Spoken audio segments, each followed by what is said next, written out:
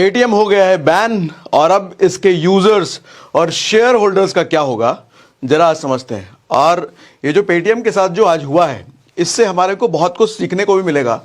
जैसे share market में जो लोग इन्वेस्ट करते हैं या जो इन्वेस्ट करने का सोच रहे हैं, आपको इस पेटीएम के साथ हुई घटना से, इस केस स्टडी से बहुत कुछ सीखने को मिलेगा जो अभी हम बात करने वाले हैं। सबसे पहले समझते हैं हुआ क्या है। देखो सर, 2016 वो साल था जब पेटीएम की चांदी हो गई। चांदी हो गई कहने का मतलब जब नोटबंदी हुई तो एक लोगों के सामने अवतार उतर के आया ट्रांजैक्शन करने का। उस वक्त एक न्यूज़पेपर में बड़ी बड़ी होर्डिंग भी आने लग गई। होर्डिंग नहीं, होर्डिंग तो रोड पे आते हैं, न्यूज़पेपर में आर्टिकल आने लग गए, एटीएम नहीं पेटीएम करो। और उसके बाद जो सिलसिला शुरू हुआ, हर रिक्शे वाला, ठेले वाला, सब्जी वाला तक, बड़े से लेकर छोटे व्यापारी तक हर कोई पेटीएम का यूजर बन गया और पेटीएम तड़ातड़ पूरे हिंदुस्तान में फैलता चला गया। तो 2016 में नोटबंदी से किसका फायदा हुआ मुझे नहीं पता, लेकिन पेटीएम का तो सबसे बड़ा फायदा जरूर हुआ 2016 की नोटबंदी से। एटीएम नहीं पेटीएम करो। लोग यूपीआई नहीं जानते हैं लेकिन पेटीएम जानते हैं। आज भी देखो तो लोग कहेंगे पेटीएम लेते हो क्या, पेटीएम ले लो। यूपीआई ले लो नहीं, यूपीआई कर लो नहीं, पेटीएम कर लो। पेटीएम लोगों के जहन तक इस लेवल पर पेनिट्रेट कर चुका था, अभी भी है, अब शायद असर कम हो। 2017 में सर पेटीएम बैंक बना। आरबीआई ने इनको पेटीएम बैंक बनाने की अनुमति दे दी। पेटीएम बैंक कहने का मतलब पूरी तरीके से बैंक नहीं बन गया, लेकिन बैंक की बहुत सारी फैसिलिटी इनको मिल गई और पेटीएम बैंक इनका चालू हो गया। सेविंग अकाउंट वगैरह आप खुलवा सकते हैं, एफडी वेफडी कर सकते हैं, बैंक की बहुत सारी सुविधाएं आप पेटीएम बैंक के साथ करने लग गए। 2018 से इनका कंप्लायंस इशू आने लग गया सर, रूल्स रेगुलेशन ना फॉलो करने का, आरबीआई से थोड़ा नोटिस फोटिस वो सब चलने लग गया।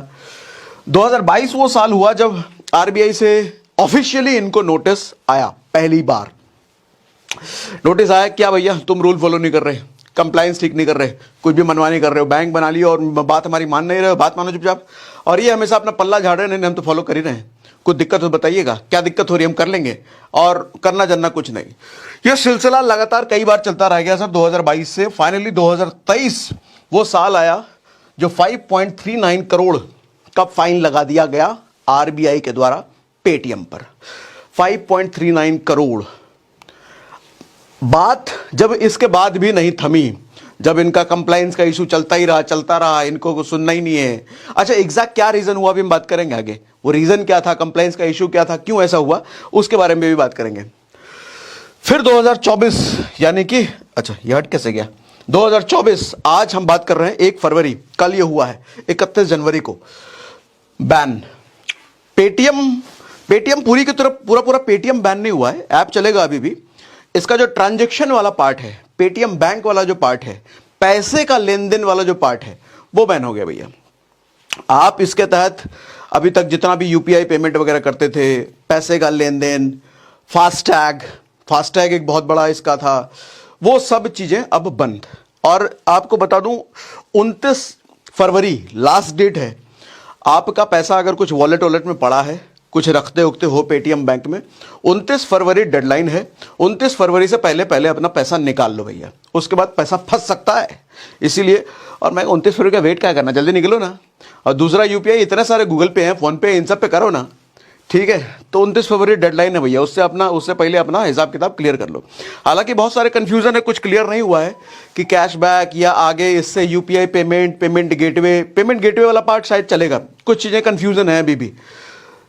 लेकिन अपने को रिस्क काय को लेना, पल्ला झाड़ो ना अपना, निकलो ना, काय को लेना, बहुत सारे ऑप्शन है, हम पेटीएम के चक्कर में काय को पड़े। इसका शेयर होल्डर, अभी उस पर भी आएंगे, शेयर वाली बात पर भी आते हैं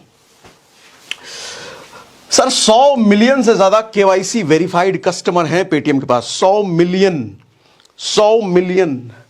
और लार्जेस्ट फास्टैग इश्यूअर है भारत का, लार्जेस्ट फास्टैग। गाड़ियों में जो फास्टैग लगता है ना, जो टोल प्लाजा पे आप यूं ही प्र से निकल जाते हो बिना पैसा दिए फास्टैग की वजह से, और वो 8 मिलियन है सर। 8 मिलियन का मतलब 80 लाख, बाप रे बाप, लार्जेस्ट। अब जितनी भी गाड़ियों पे आपके फास्टैग लगे हुए हैं पेटीएम वाले, अब ना काम करने वाला वो, और रिचार्ज करवा रखा, पैसा से डाल रखा है, तो निकाल लो जल्द से जल्द, कुछ नहीं काम आने वाला वो।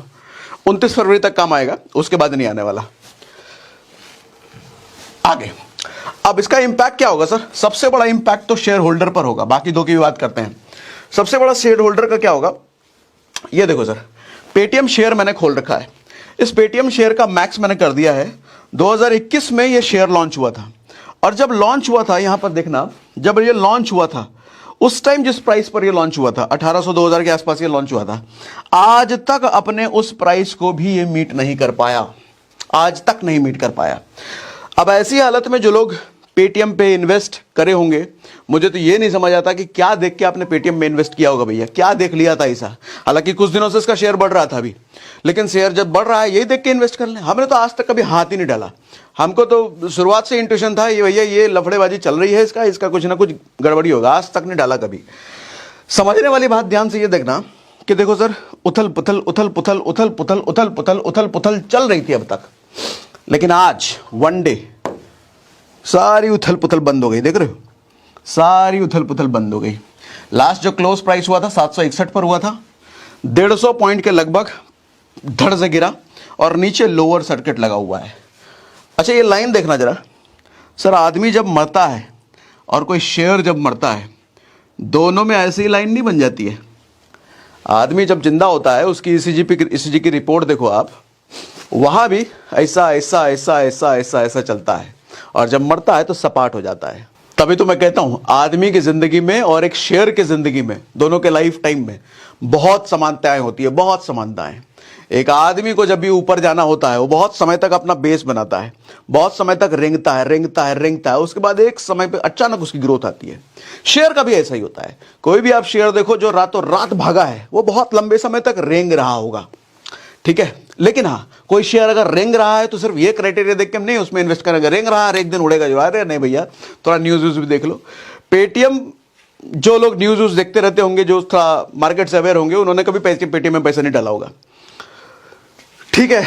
तो भैया ये सपाट लोअर सर्किट लग गया है। जिनके पास शेयर है बेच नहीं सकते आप। ये लोअर सर्किट कब खत्म होगा, कब ठीक होगा पता नहीं। अभी जो लोग ले रखे हैं 2-4 दिन रुको, देखो क्या होता है नहीं होता है। लॉन्ग टर्म का तो ये शेयर नहीं है फिलहाल। जो हालात इसके हैं मेरे हिसाब से, जो मुझे लगता है, लॉन्ग टर्म का तो शेयर बिल्कुल भी नहीं है। थोड़े बहुत जो ट्रेडिंग वेडिंग करने वाले वो अपना देखना भैया, लॉन्ग टर्म का ही बिल्कुल नहीं है, ठीक है। आओ और क्या, हाँ अब वापस। तो शेयर होल्डर जितने हैं भैया 2-3 दिन देखिए आगे क्या होता है, उसके बाद ही डिसीजन लीजिएगा। अभी तो कुछ नहीं कहा जा सकता है। इसका सर्किट हटेगा कब, आप बेच पाएंगे, रखना है बेचना है, वो 2-3 दिन बाद ही डिसाइड करना। डिवाइस होल्डर जितने भैया, दुकानों, ठेले वाले, रिक्शे वाले नहीं, ठेले वाले के पास आप देखते हो डिवाइस लेके, अब वो डिवाइस फ्री मिला होगा उनको, पैसे देके ही मिला होगा। उन डिवाइस होल्डरों का क्या होगा, वापस तो लेगी नहीं, पैसे देके खरीदा होगा। तो आप लोग बताना, मुझे आइडिया नहीं इस चीज़ का। जो डिवाइस मिला होगा वो पैसे देके लेते हैं या फिर ऐसे ही लेते हैं, कमेंट बॉक्स में मुझे बता दो, मुझे इस बात का कोई आइडिया नहीं है।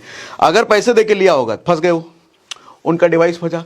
अरे सब्जी वाला है भैया, वो रोज का 500-1000 का धंधा कर रहा है, डिवाइस उसका 1000-2000 का डिवाइस फंस गया हो, अगर वो पेड होगा तो। कैशबैक, इनको तो सबसे बड़ा झटका, सबसे बड़ा नुकसान इन्हीं को हुआ है भैया, कैशबैक वाले लौंडे। ये कौन है लौंडे, जो घंटों इंटरनेट पे टिकट खरीदने के पहले 1-1 घंटे तक 50 रुपए का पेटीएम कैशबैक कैसे मिलेगा इंटरनेट पे सर्च कर रहा है। उनका बहुत नुकसान हो गया, उनका 50 रुपए का नुकसान हो गया, बहुत बड़ा नुकसान हो गया। इन निकम्मों नट्टालों का तो बहुत बड़ा नुकसान हो गया। खैर, एक चीज जब जाती है दूसरी, बहुत सारे कैशबैक के ऑप्शन तो आज हैं, लेकिन पेटीएम चूंकि जुबान पे, जहन पे बस चुका था, तो इनका तो कट गया। दूसरा ऑप्शन ढूंढ लेना आप। तो ये था पेटीएम के बारे में। सर लेसन मोटा मोटी शेयर होल्डर के लिए ये है,